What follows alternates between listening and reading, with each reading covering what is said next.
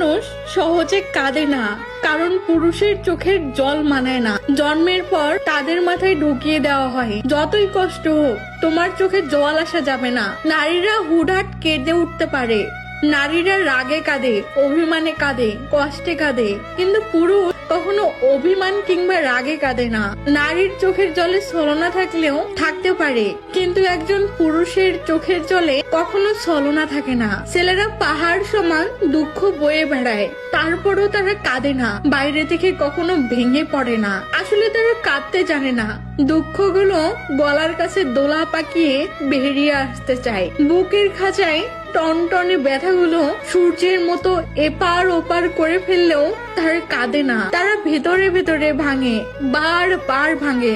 তারা আসলে কাঁদতে জানে না। তবুও যদি কোনো পুরুষ কাঁদে, তবে বুঝতে হবে সে বড় কষ্ট পেয়েছে এবং সে আসলে